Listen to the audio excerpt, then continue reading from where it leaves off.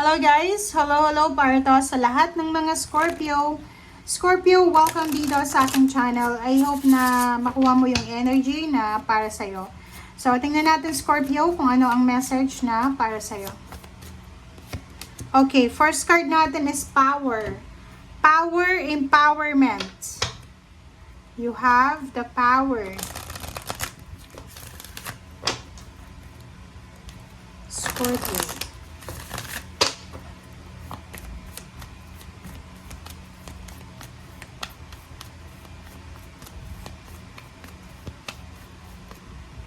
Okay. Healing. Wow! So, dito Scorpio, sa first two cards mo, sinasabi na you have the power and there's power for healing. So, now is the time for you to give or receive healing. So, everyone has a natural ability to heal others. Yes, even you. So, you have the power.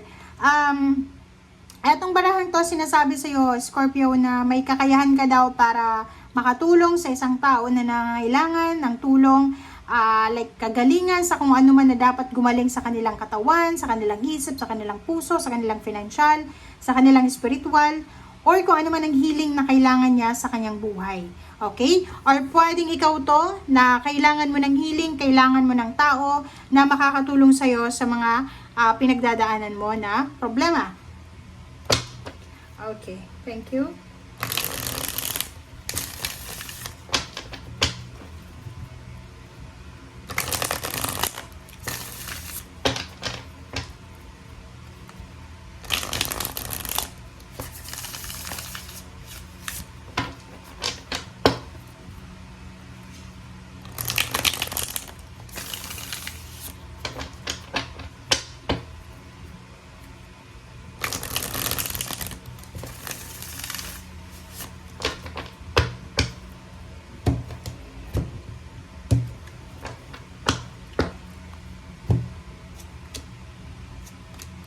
Okay, Scorpio. Wow. 2 major arcana sa third deck tayo.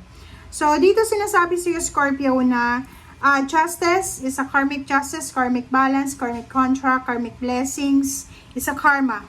So, isang good karma ang posibleng darating sa iyo, Scorpio, na pwedeng magdala sa iyo ng sobra-sobrang kaligayahan, sobra-sobrang contentment, satisfaction, achievements, or kung ano man tong overall happiness na mararamdaman mo.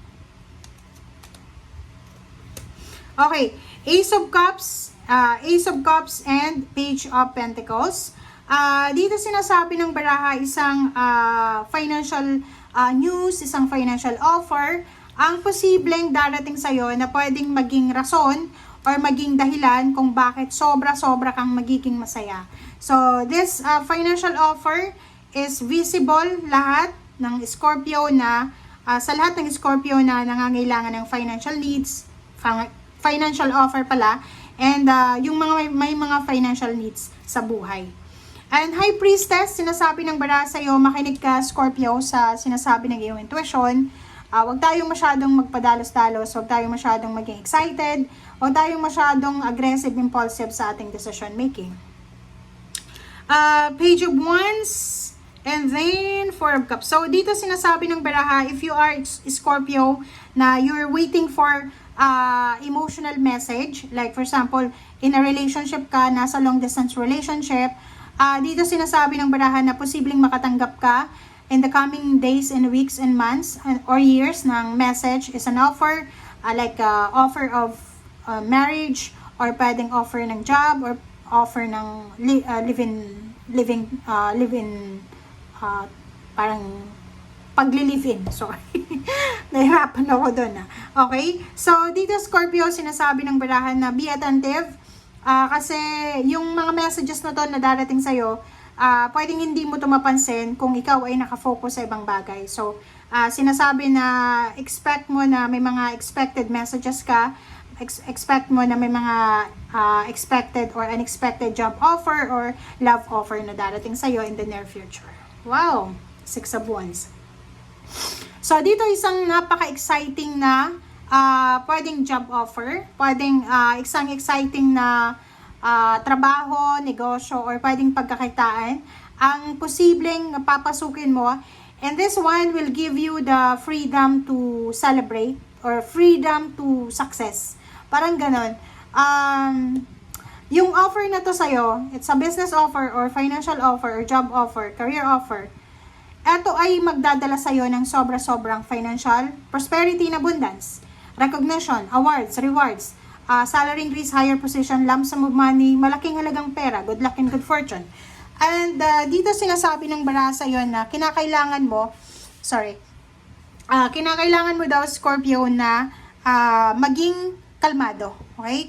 Maging kalmado tayo kahit sinasabi ng barahan na sobrang exciting to na parating sa'yo. Okay. So, hindi din to kumbaga rason kung bakit kailangan nating magpanic, ganyan, ganito. And basta ka lang, chill ka lang. Next card natin is Page of Cups and Five of Swords. Sinasabi ng bara sa'yo dito, merong Scorpio na makakatanggap ng emotional offer, love offer, partnership, collaboration sa intimate relationship na kailangan mong i-give up, lalo na kung ikaw ay may ka-live-in na o ikaw ay may asawa na, may girlfriend, boyfriend. Pero kung single ka, syempre pag may nag-offer sa yung love life, kung willing ka to, 'di ba, to commit, bakit hindi mo tanggapin? Okay, Magician, and then Seven of Wands. So, sinasabi ng bara sa'yo dito na kinakailangan mong proteksyonan kung ano yung magic sa buhay mo. Unang-una, ano ba yung strength na meron ka? Ano ba yung foundation mo? For example, yung foundation mo is family, 'di ba? Yung pamilya mo. Ano ba yung rason kung bakit nagiging masaya ka, nagiging excited ka sa araw-araw na pagising sa umaga? Nagiging sobrang confident ka or motivated ka? It's either your parents, your siblings, kung may anak ka, asawa, boyfriend, girlfriend, pa-live-in, or kung ano man or sino man ito, sinasabi ng barahan na kailangan mo silang protectionan. Okay? Protectionan mo your love life, your parents, your siblings, your money, 'di ba? Kasi may mga tao dito na naghihintay lang na mawalan ka sa priority, sa focus, and then igagrab nila.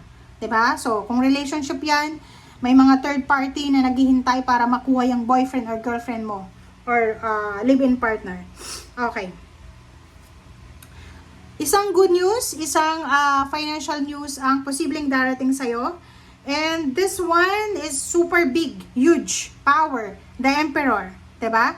So, Emperor, sinasabi ng bara sa'yo, Scorpio, ano man itong pinagdadaanan mo sa ngayon, feeling empowered ba yung mga tao sa paligid mo, tapos ikaw feeling helpless? Nako, hayaan mo lang, kasi sinasabi ng barahang ito na yung direksyon na tinatahak mo sa ngayon, and yung direksyon na i-offer sa'yo ng universe, in terms of money and relationship, ay magdadala yan sa'yo ng sobra-sobrang power and fame, richness, and overall success sa mga susunod na taon.